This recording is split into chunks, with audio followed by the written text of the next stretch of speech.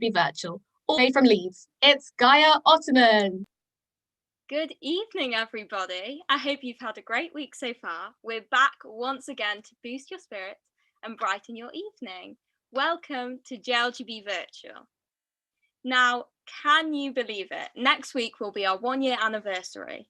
For 51 solid weeks now since lockdown first began in the UK, JLGB Virtual has been making history as the home of positivity and the place to be for new skills, the best celebrities, the most influential leaders, and not forgetting, of course, all your amazing daily acts of kindness you've all been doing this entire year.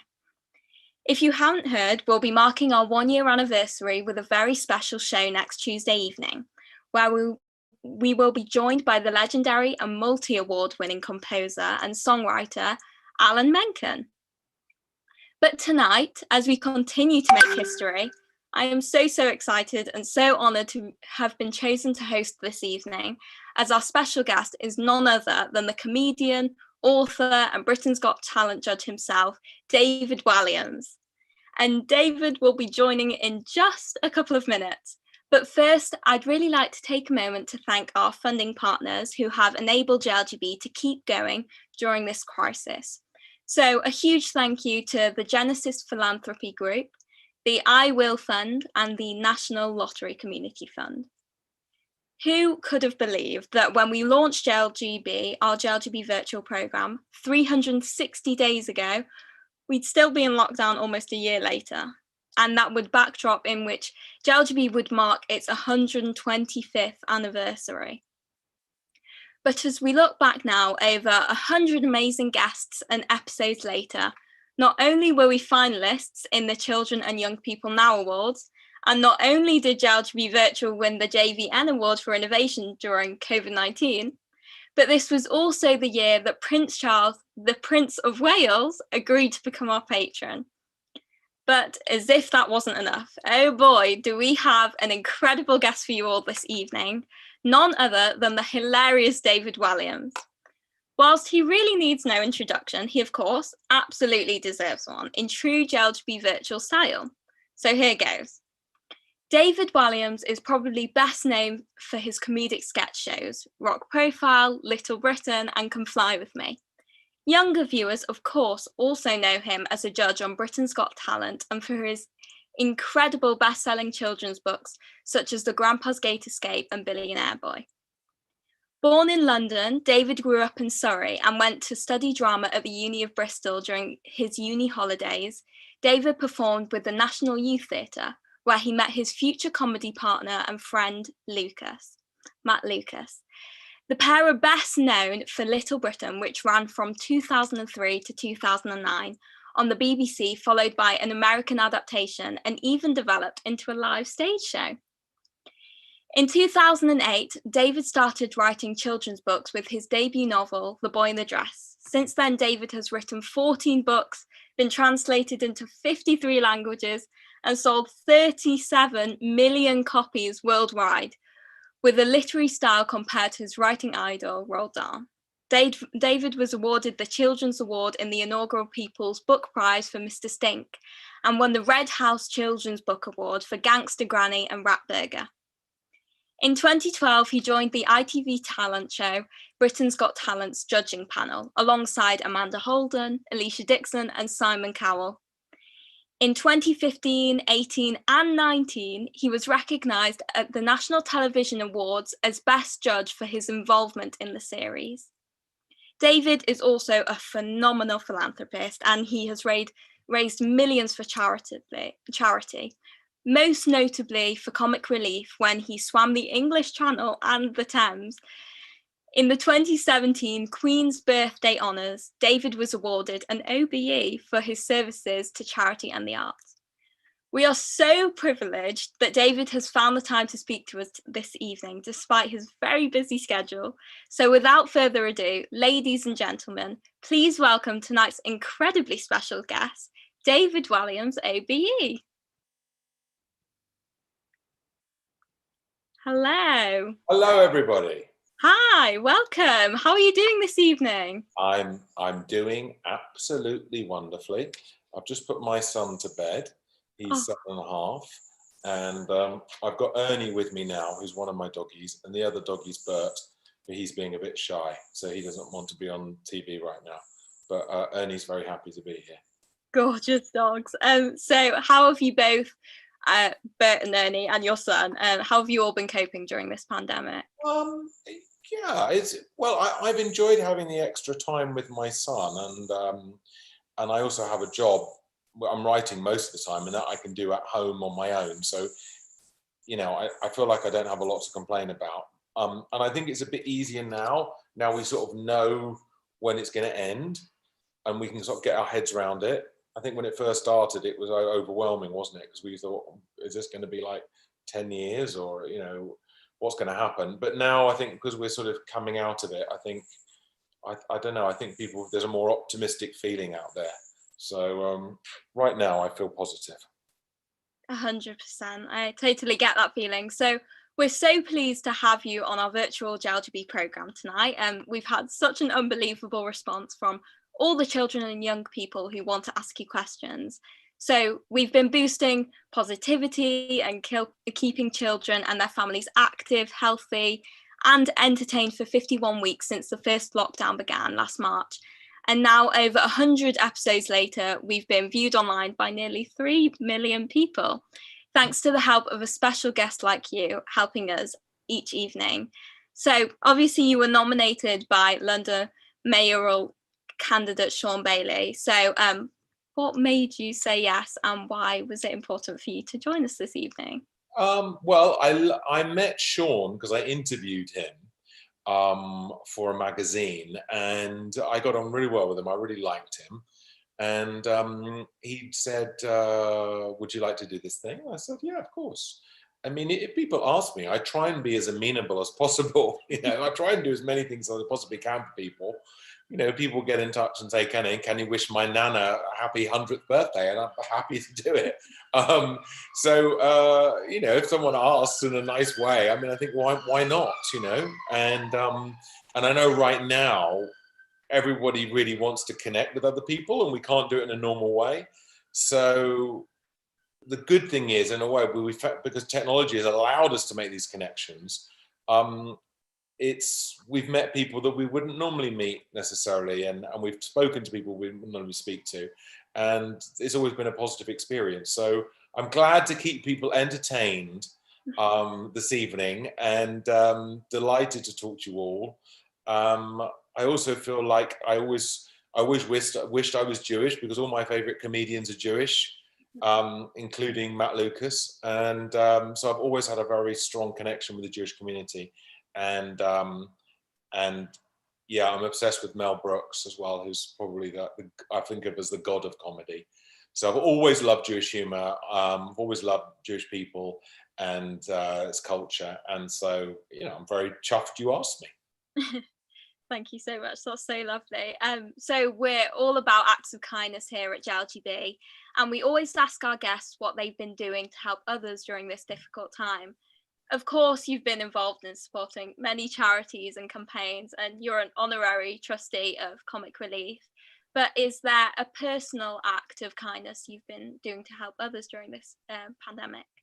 I've just tried to reach out to as many people as I can with my books, and try to make everything as free as possible. So I've put lots of the audiobooks out there for free to entertain people, and I've tried to send books as much signed books to lots of charities and that kind of thing.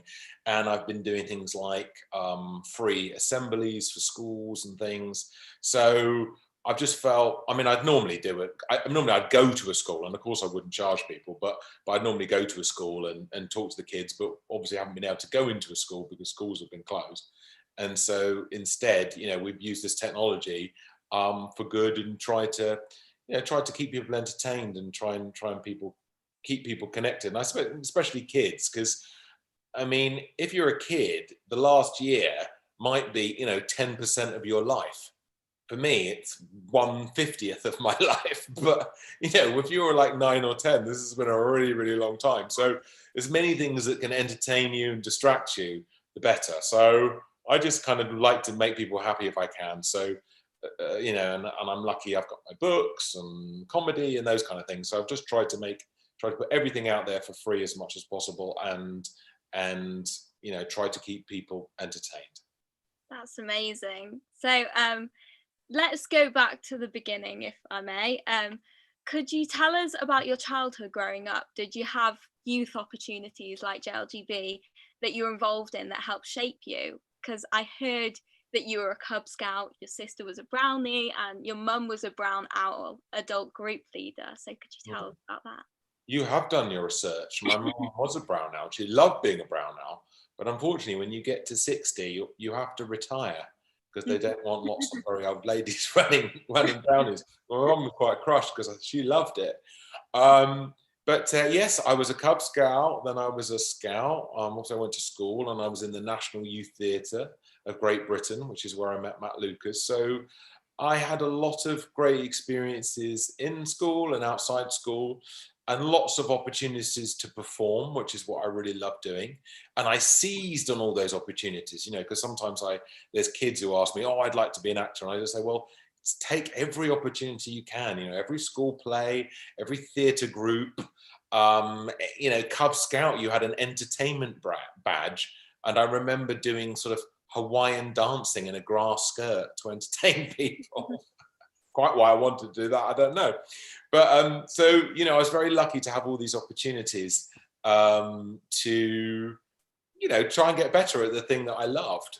And I think that's super important. You know, we don't start necessarily being great at something, do we? But the more we practice it, the better we get. And so I luckily had lots of opportunities to entertain people, and I seized on them. And hopefully I got better the more I went along. But and you know, and something like the National Youth Theatre was very important because I met Matt Lucas, who's a comic genius, and we were just two comedy fans at first, you know, talking about all the shows and comedians we loved, and then we ended up wanting to work together, and then we created some successful work. So I feel very fortunate to have been in those environments and met all these incredible people. That's so cool. So I was going to ask, at what age did you know you wanted to be a comedian? Were you the class clown?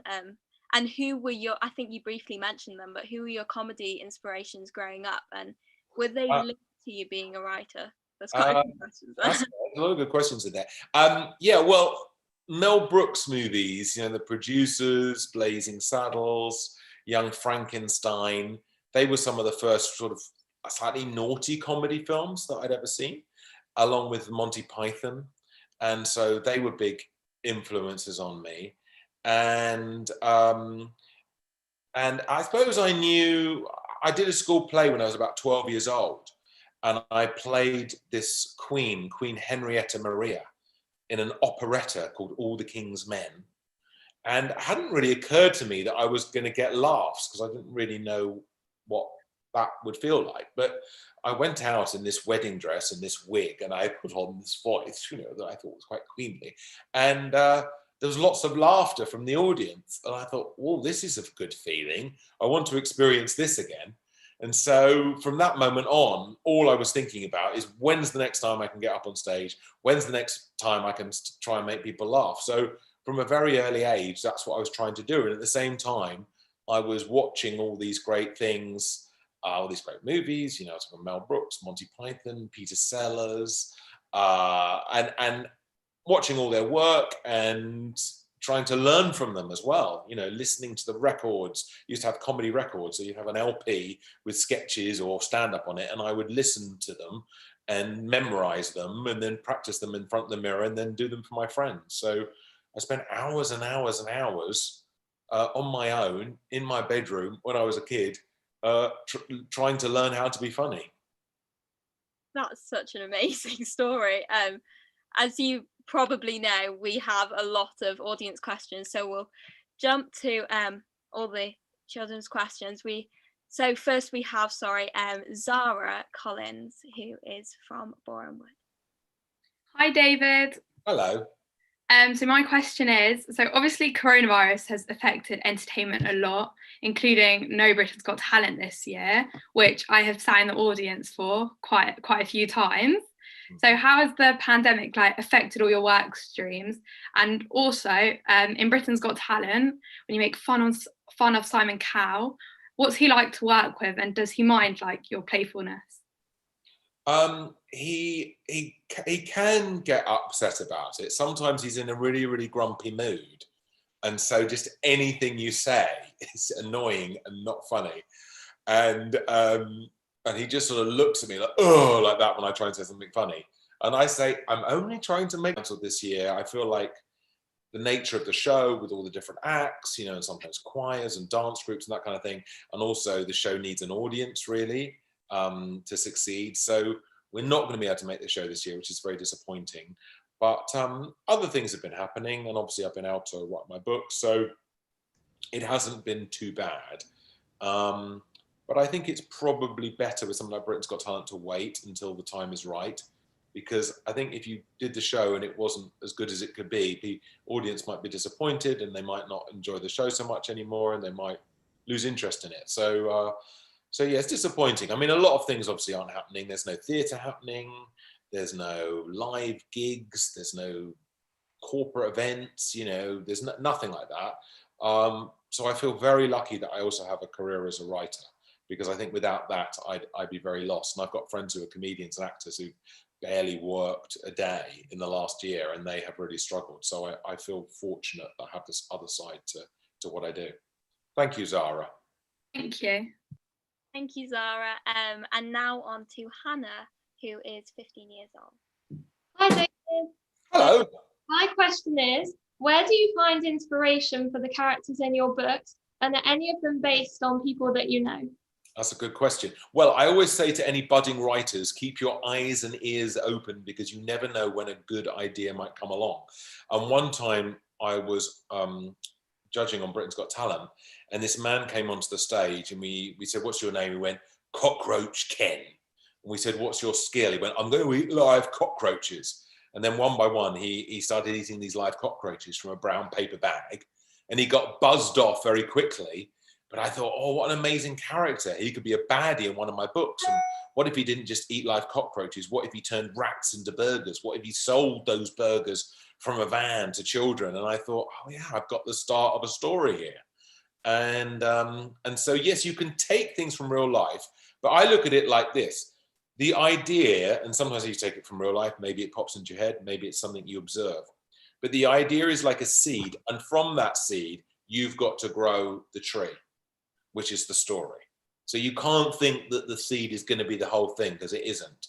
The seed is just your starting point. But once you've got the starting point, it's easier to grow that tree. So I hope that people understand that, and I think it's a good way of thinking about it. But ideas can come from anywhere. You can be sat on a bus and overhear a conversation and think, oh, that's interesting.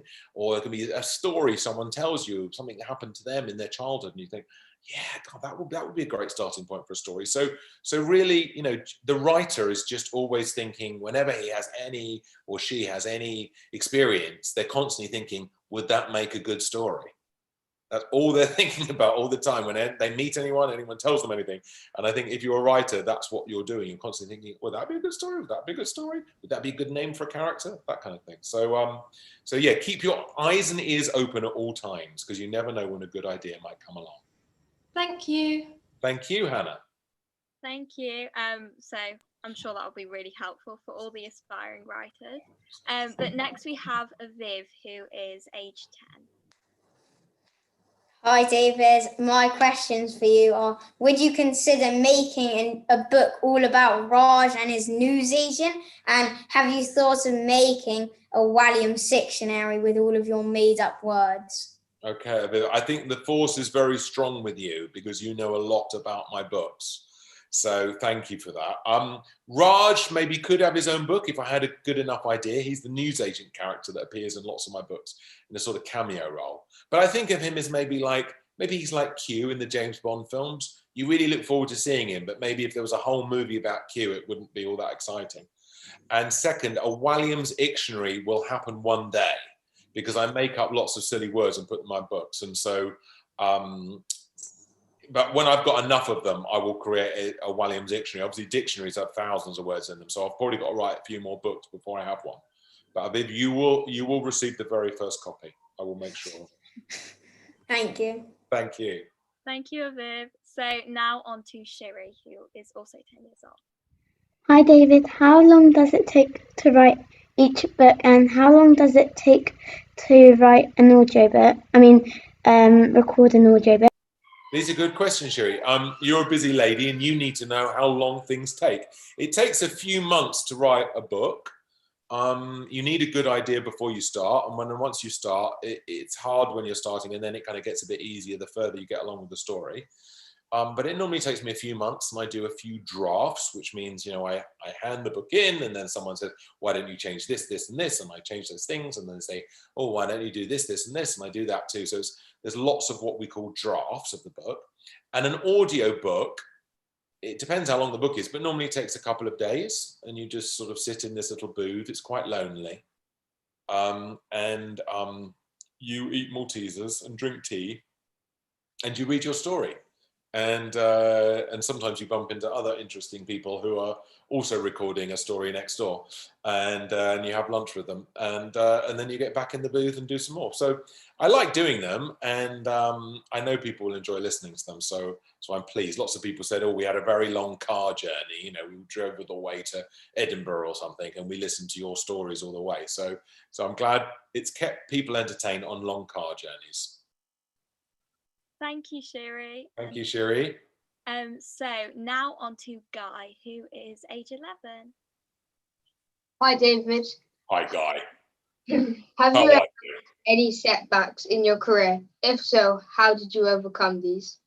Oh, that's a good question. I've had any setbacks in my career? Yes, I've had disappointments. I've had things where I haven't got jobs, or lost things that I've done. And I've had failures. Shows that people have thought weren't very good, and you feel like when you're in the middle of it, you're getting a bit of a kicking, because you're used to people having a positive response to you, and then it's like you're getting a negative response. The thing you've got to do is just hold your nerve and be the best you can be. You might be a really great actor, but you might just be in a bad film. And so I'm not saying I'm a good actor, but I'm just saying you might be. Even like great actors, comedians have all made films that haven't been successful. So you just need to kind of just be the best you can be, and then think ahead to the next thing and not let it get to you. And I think the thing about criticism is, you don't want to spend a long time thinking about what everyone thinks about you, because if you do, you've got to believe it all. So someone says, oh, you're fantastically funny, you're a genius, and someone else goes, I don't find him funny at all. Well, you can't choose to just believe the good stuff or the bad stuff. You need to listen to yourself and your own sense of that. So when you find yourself, you think people are kind of giving you a bit of a kicking, you just need to think, okay, well, I think I'm talented, and I'm going to, get back on the horse and go to the next thing. And I think as a comedian, every comedian has had bad gigs. Every comedian at some stage in their life may have even been booed off stage. And the comedian is the successful comedian is the person who wants to get back on the stage after they've been booed off. Now, if we've been booed off, most of us would think, never again. Oh, it's humiliating, it's horrible. But if we still want to get up onto the stage and we still want to give it a go, then we've probably got what it takes. So I think, Guy, it's whatever you do in life, it's like failure is always part of the story. It's what you do next. And if you carry on and you give it your best, then you're going to succeed. And, the interesting thing is people forget about the failures, and you're generally only celebrated for your successes. I mean, Gaia, in that introduction, she very, very kindly mentioned the successful things I've done and didn't mention the unsuccessful things, which largely have been forgotten. So just remember, successes get celebrated, and you've just got to get back on the horse and back out there and prove to everybody, that you can do it.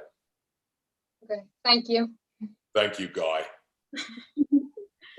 So speaking of overcoming challenges, this pandemic, as we all know, has been truly awful, especially for the elderly and those of high risk, but it's also impacted children and young people too. and not being in school for months, as well as the uncertainty about exams, has had a serious toll on my and well, lots of young people's mental health. I think most people's mental health. So you've been very open and inspiring about your own depression and mental health issues. Do you think enough focus is being given to young people and mental health at this time? And would you say there's still a stigma to be open having a mental illness? Well, yes, it's a difficult subject, isn't it? And also it's a difficult subject for people to talk about because it's still quite taboo. And which I mean by that is that some people find it uncomfortable to talk about it. But of course, it's our feelings, and our feelings are what make us human, and we have to share them. And so, you know, if you are feeling down, you've got to tell people about that, because there's always people who love you and care about you, who will want to make things right and want to help you and want to listen to you. And sometimes all you'll really need is someone to listen to you. You know, you don't need there's not fairy godmothers who are going to wave a magic wand and make everything great. But sometimes just being listened to is enough, and you articulating how you feel. But I don't think there is enough focus on it. I don't know whether it's because we're British and we're all a bit buttoned up and we feel uncomfortable talking about it, but we all have to get a lot better about sharing our feelings, talking about our feelings, and being open when we're down. I think the problem is that when we're down in the dumps, we think we failed. You know, we think, oh, I'm just, I'm a bad person. I'm weak. I'm this kind of thing. But it's not that. Everybody has these struggles in their lives. It's nothing to be ashamed of. And I always think, if you broke your leg, you would go to hospital and sort it out. And at the same time, if something in your brain doesn't feel right, you should do the same thing, which is ask for help. It could be a friend. It should be a grown-up. It should be a parent, your first, call a teacher, whoever it is. You need to talk to someone, and they need to help you or find someone who can help you. But the worst thing is suffering in silence. That's the absolute worst thing you can do. It's just bottle it all up and not talk to anybody. And, all these kind of things that you're experiencing, especially when you're a teenager or a kid, they are in all likelihood things that people have experienced before and that will be able to help you. You're never alone. So just make sure that you try your best to talk to other people and share your problems and make sure you get the help that you need. And don't ever feel that you failed because you're feeling sad. It's part of life, and it affects a great many people, many more than you could ever imagine. Totally agree. Thank you for that. So let's lighten the mood. Here's a quick fire round of questions because we have so many to go. Are you ready? Yes, I'm ready. Okay, so now we have Zora's age 6. Go.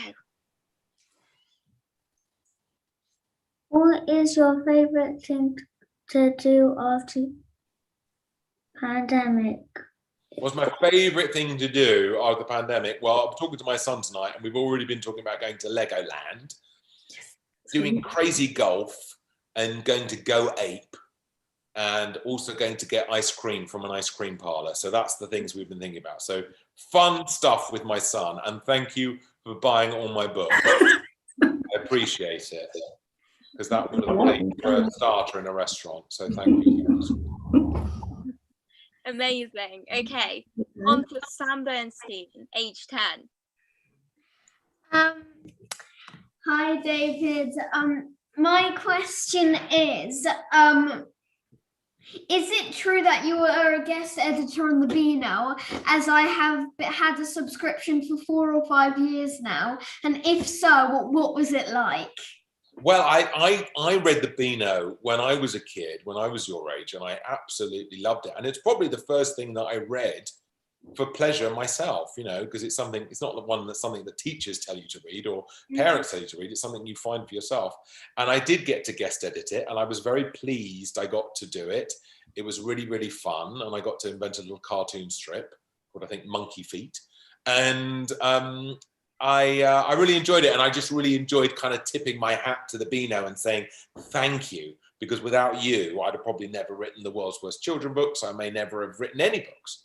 And so I think it's a special thing, and I'm really glad. I think Dennis the Menace is like 70 this year, and I've been reading about that. So it's an incredibly enduring thing, and I'm glad you're into it, Sam. And again, Sam, thank you for buying my books. That they would have paid for a main course in a restaurant. So thank you. Amazing. Okay, now on to Libby Barnett, who's 11 years old. Hi, David. Hi. How much has your own childhood played a part in the stories you've written? And also, when is your next book coming out? As I love the ones I've read so far and can't wait to read more. Well, thank you very much. The first question was my childhood. Yes, and it's a big part of it, because I think when you're a grown-up and you're writing books for kids, you're constantly thinking, you're trying to see the world through a child's eyes. So you're thinking about your own childhood. And so I think about incidents in my childhood the whole time and think, would that be a good starting point for a story? And my next book, I think, will probably be out maybe at the start of the summer holidays. I'm still finishing it at the moment, so I'm working on it right now. So I think probably maybe sort of June, July, we'll have it out there. So I hope you enjoy it, Libby. Okay, great. So now Libby's younger sister, Eva Barnett, age 9, has a question too. Hi, David. Hello. What is your favourite BGT act ever and why?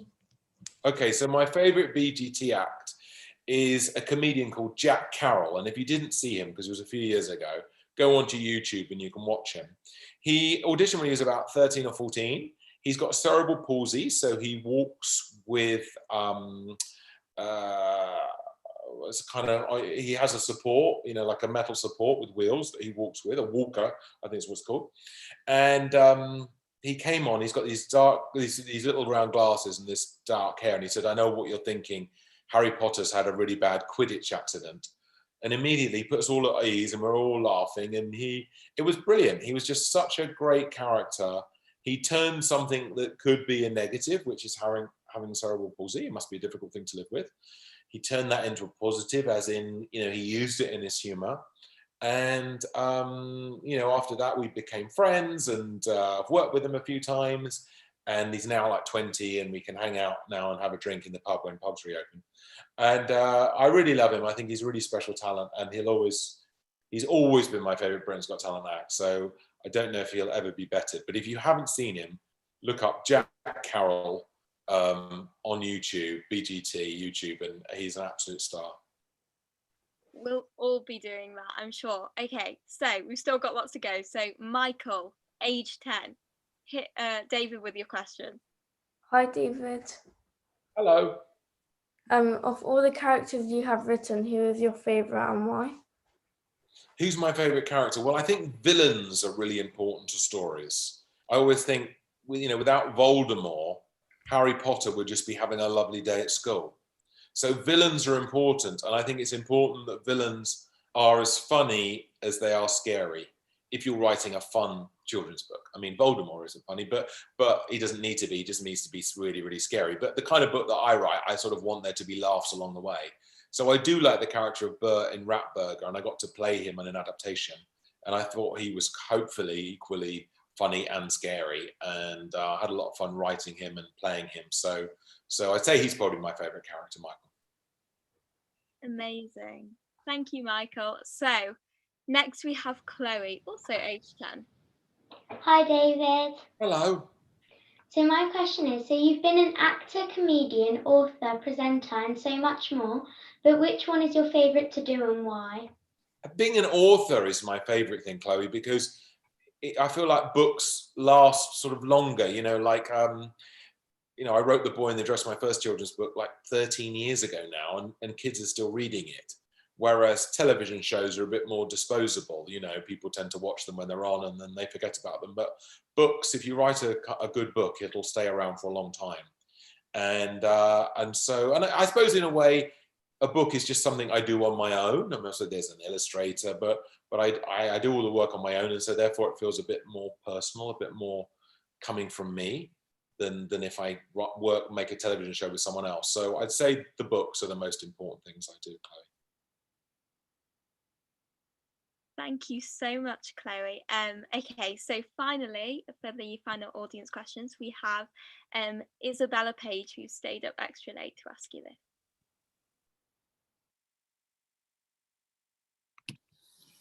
Hi, David. Hello.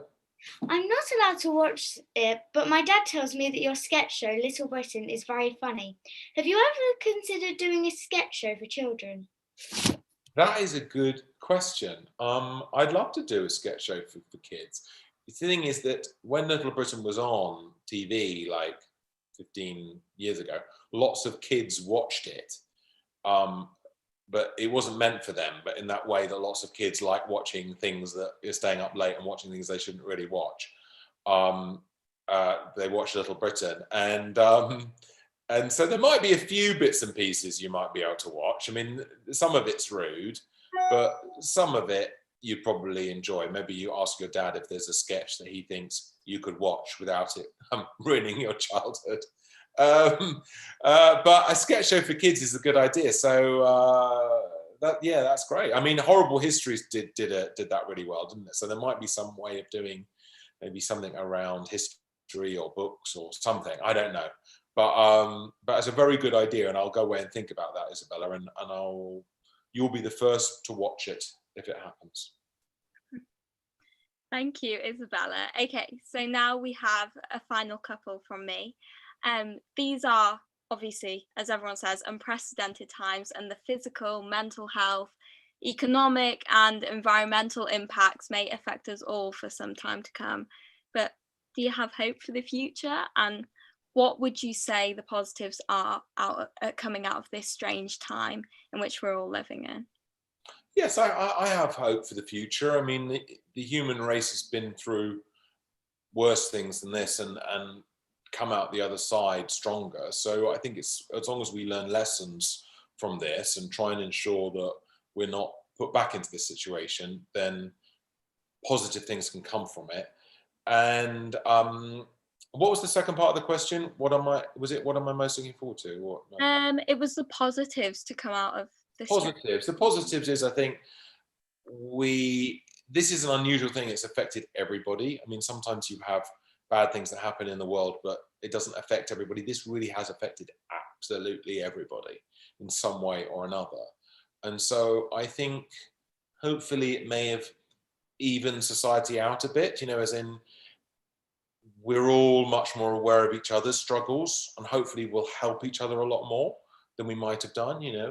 People tend to just live in their own bubble and do their own thing. But I feel like now we've all been in this together, and hopefully when we come out of it, we'll all sort of work together. And the positives is, I suppose, we took so much for granted, our freedoms for granted, the ability to go out and meet friends and get together in people's houses and all that kind of thing. We just took it for granted. We had no idea that any of that could be taken away from us. And so when we do get to experience life as it was, I'm hoping that people appreciate it a lot more, appreciate the hug, appreciate the chance they can go and have a cup of tea with their grandma, appreciate, going for a swim, whatever it is, really not think, I just take all these things for granted, and think, oh, actually, this is special. This been taken away from us, but now it's back. I realize just how happy this makes me. Definitely, I couldn't agree more. I think hopefully we'll all be able to empathise with each other a lot more after this. So last question, we really appreciate you taking the time to answer all of these, because we know you have to rush off soon. All right. But finally, the big one, like we did with Sean Bailey, who then asked you, we always ask our guests to nominate and ask another celebrity to be a future guest on our programme and help entertain all the children and young people stuck at home. So if you've enjoyed tonight's experience, which we very much hope you have, is there anyone you might be able to convince to join us? Who would you like to nominate? Perhaps Matt Lucas or even Simon Cowell. Donald Trump, I think, great. Yeah. Very popular guy. Well, I would like to nominate Matt Lucas. He'd be great. He's a lot funnier than I am, and he's got loads of great stories and things. So I'm sure Matt would be very happy to do it, and I will nominate him. Amazing. That's a very brave choice. So thank you. Wow, David, we simply cannot thank you enough for joining us this evening and for entertaining us all. That was incredible. So again, thank you so much for taking the time to answer all of our questions. And Gaia, you've done a brilliant job tonight. You know, you're only 17 years old. It's like you're an absolute natural at this, totally unfazed, totally in control, and lovely winning smile throughout. So Gaia, you've done a great job of holding this whole thing together. Well done. Thank you very much. I'm going to hold on to that for forever now. So we've really loved hearing about your amazing life and career and receiving from you some amazing and thoughtful advice. You really are such an inspiration to so many young people watching around the world. And I'm sure all of tonight's young questioners will remember this evening for many years to come, as I will. So on behalf of all the children, young people and families watching, thank you once again.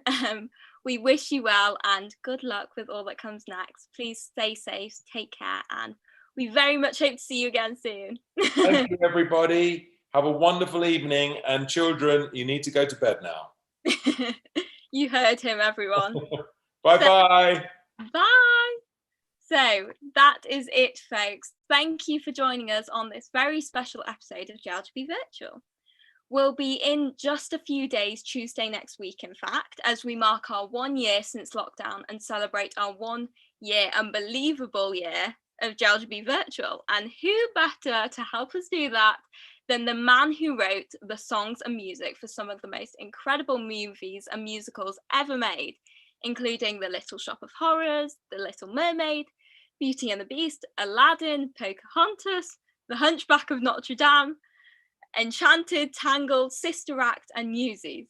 Yes, unbelievably, and with his piano too, we will be joined by Emmy, Grammy, Oscar and Tony award-winning composer Alan Menken.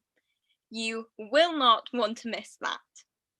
Thank you so much for joining us this evening, whether you've been watching live or catching up in your own time via JLGB HQ on Facebook, Twitter, YouTube and Instagram, or via our website at jlgb.org/virtual. Please take a moment right now to like, subscribe and share this episode on whatever platform you are on so we can reach out and share some positivity with as many children, young people and families as possible all over the world. And if you're able to, why not consider making a donation at www.jlgb.org/donate. Final special thanks to our incredible supporters, the Genesis Philanthropy Group, the I Will Fund and the National Lottery Community Fund for their continued support. We'll see you again on Tuesday with Alan Menken, but until then, stay safe, be well, have a great rest of the week and good night, everybody.